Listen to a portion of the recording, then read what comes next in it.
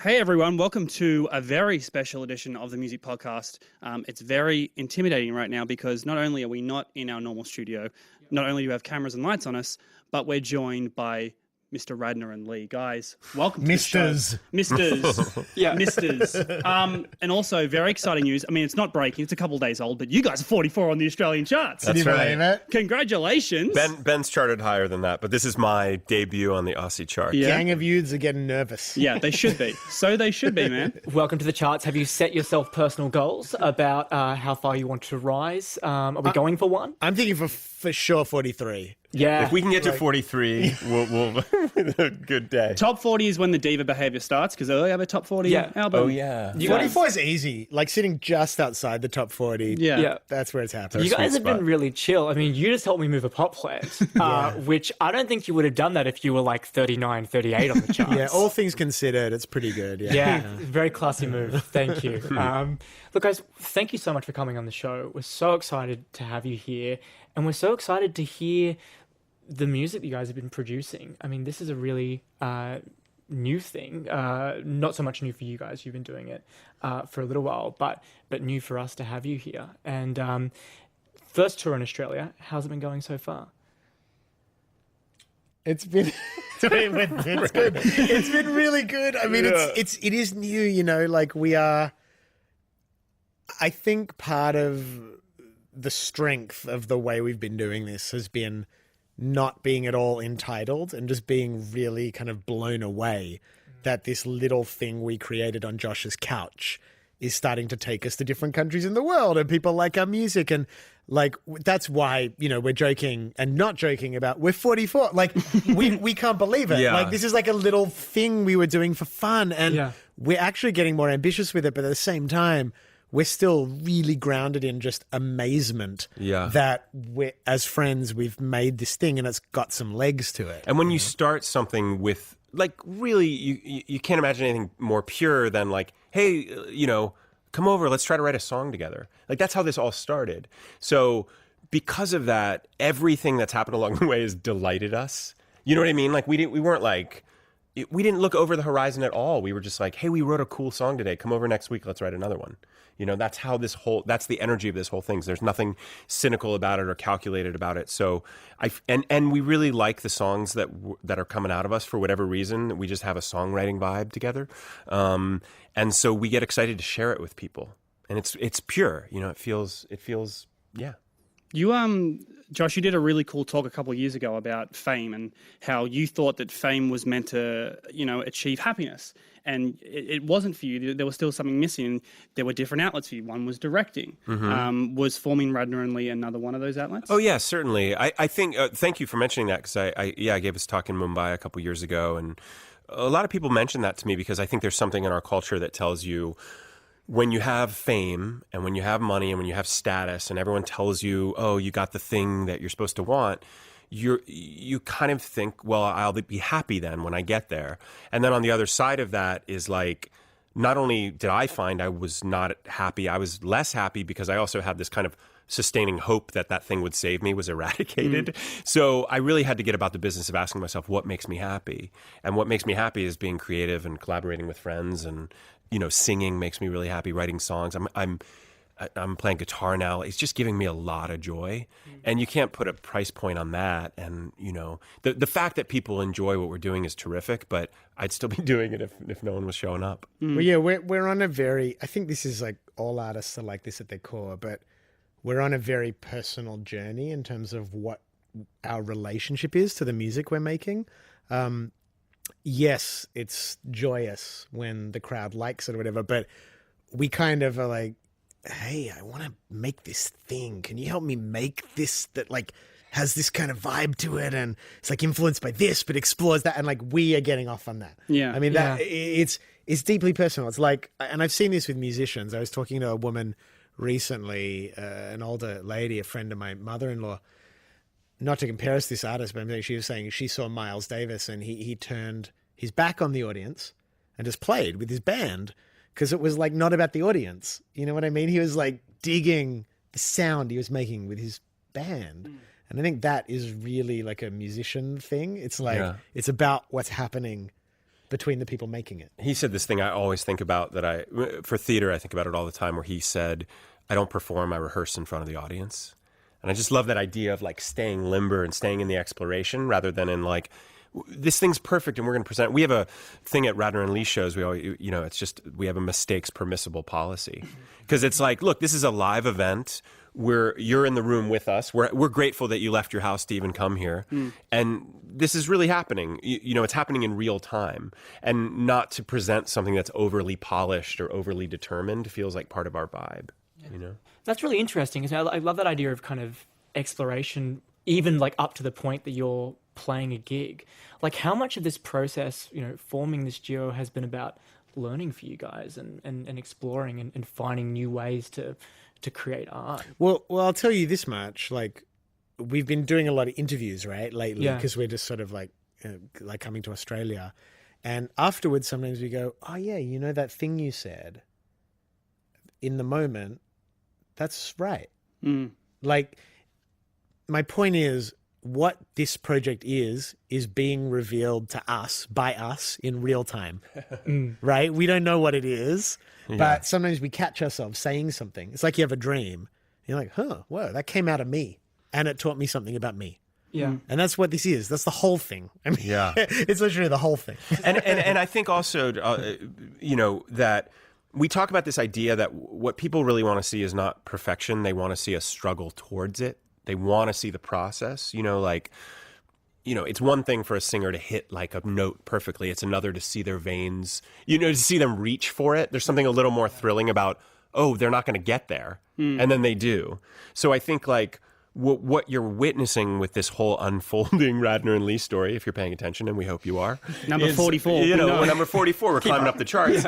Is like we're just going. We're just going and we're learning and we don't know where we are often. I mean, we literally don't know where we are. We're so jet lagged. But, we're just, we're in the question. We're in the big, like, what's today going to bring? And that feels super exciting. It's really fascinating because I don't want to get inside the actor's studio with you guys right now, but I feel like we're going there. Because you mentioned fame before, and I think that's really interesting because obviously, Josh, you've achieved a lot of success with acting. Ben, you're one of Australia's most revered songwriters, and you two have come together, and this idea of fame is not really in the equation. Like, you two are in it for the music, you two are in it to learn and explore together. Yeah, but it is in the equation in the sense that we've both had enough of it to varying degrees that we know how to navigate some of the tricky terrain as artists. Like the difference between someone who makes their first record, they're 20, and they just start getting blown away by being 44 in the charts. So, whatever it is, they're like, oh my God, I'm amazing. We're super cool about it. No. But you know what I mean? It's like there's a seduction that happens in the first flushes of success that we're like both well beyond. It doesn't mean we don't both get sucked into like getting seduced by ambition or whatever it is, but it's nice to have that. We're kind of like, we've been through enough of it to go, okay, let's keep this ship on course. Because I think we've both felt ourselves being blown off course enough time to know what that feels like. And when you have a friend who understands that, we can keep each other on course too. We're like, hey, remember what this is about? Let's keep it going. So it is a factor. It's a factor in that, like, when you live through it, hopefully you gain a little bit of experience and wisdom from it, and you know not to get sucked in the wrong ways. Is goal setting part of what you guys are doing? Do you have sort of dreams and aspirations for where you want this to go, or is this sort of we're seeing what happens? We have a policy. We just say yes to invitations if we get kind of a hit, like, oh, no, let's do that. I remember when he said, do you want to go to Brazil? Do a couple shows in Brazil, and everything in me went, yeah, I think I do. I think we should go to Brazil.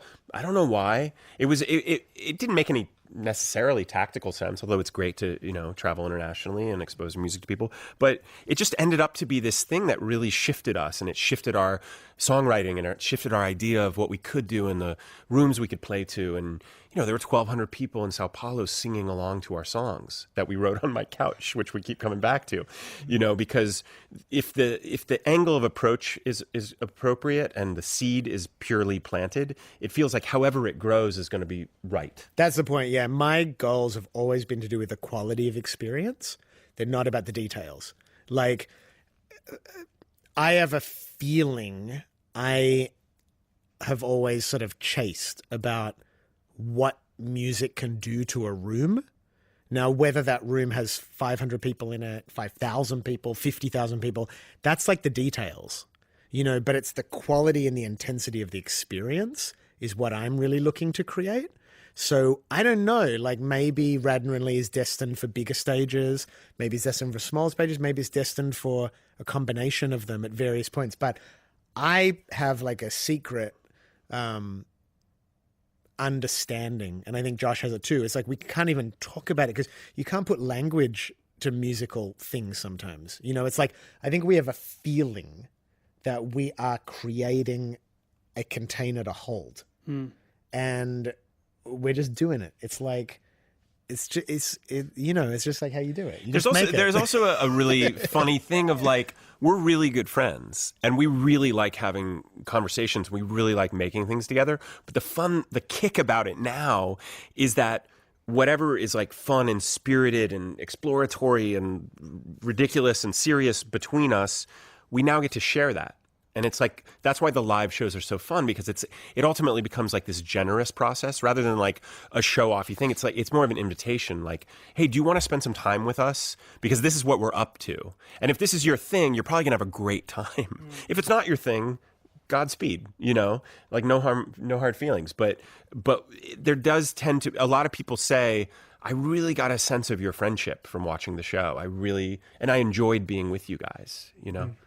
It's interesting because Neil and I sort of, we went through and we watched a big chunk of your live performances and the sort of sets you'd done, and at the same time we were listening to the stuff on Spotify, and in a way that I don't think I've sort of seen with a lot of artists, there was a real sense with the live performances that this is kind of where Radnor and Lee exists. This is you could see that sort of origin there on the couch.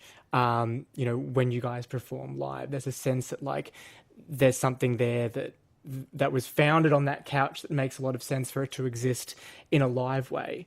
But talking about the album, a huge number, we're talking about violins coming in a lot of tracks, quite depthy, dense songs. Was there ever a conversation about trying to bring those studio elements into these sort of touring? Well, the first album we made, it was like sort of a unique situation because Josh had to go to New York. That was when you were in the play, right? Yeah. And it was like our friend Ryan Dillmore helped make it, and he really brought it to life, but it was not as hands-on in the way I think the next record's going to be. It's like we're still discovering the potential of what this is, and I think some more of that feeling of what happens live, I think we're really looking to capture that more on the second record, which I think a lot of bands have. Like they make this first record that's like a studio creation, they get out and tour it a lot, and they're like, man, we got to capture what happens out here in the next record. So it's quite an archetypal process, but I noticed very early on that particularly because it's quite new for Josh, this like playing live music in this way, that when we brought too much on stage with us, it sort of like swamped just the organic energy of like the two of us, you know? And there might come times where that feels natural, but for the moment, this is the most accurate representation of where we're at, if that makes sense. You know? It's crazy to see how passionate you guys are about this project. Ben, you released and this is Wikipedia research, by the way. I do extensive research. You released your first album in 1995. You've had 11 studio albums. Please tell me that's correct. I mean, I don't count them. Sure. Okay, sure. I mean, and you still seem so passionate, so hungry to make music. Are you as hungry as you were when you were 16 years old? I mean, it is such... To be an artist, you know, it is sort of like... I don't want to be melodramatic, but it is also sort of like a curse because like you can't shake it. Like if you really are an artist, it's like you feel these albums or these projects or something coming and you're like, oh my God, I've got to make this thing now. It's like, I feel like that. Like sometimes I feel this like massive inspiration to do a project. And I'm like, oh, this is going to be really hard. I have to do it. But I don't for a second think I'm not going to do it because it's like too late. Yeah. You know what I mean? It's like Yeah. I'm far enough down this thing. It's like all I can do is keep following it. So yes, I mean, hunger, it's like almost like a business idea that like we've put onto art. It's not like that. It's like obedience. Yeah. You know what I mean? It's like the feeling of inspiration when it comes up and it tells me to make something. I just go, okay, I'll make the thing. Yeah. And that's kind of how I do it. So I don't know. It's kind of the same as it's always been. I read this great thing that said being a professional writer is like having homework every night of your life. You know that feeling when you're a kid, you're like, oh, I got so much homework. Yeah. Like that's being an artist. I always feel the ghost of unfinished projects just kind of haunting me, Yeah. you know, and this fear that I'm not going to get them done. Where were you when you were 16? I was in Columbus, Ohio, Yeah. in high school. Yeah, just discovering the theater. Yeah. That's right around the time I started acting. Yeah. And yeah, I wasn't recording records. Yeah. I'll tell you that much. Did you think back then that might be something you'd be doing? You know, it's so funny when you see the seeds of this. My friend Jeremy and I, when we were in 4th grade, we formed a duo and we wrote a bunch of songs.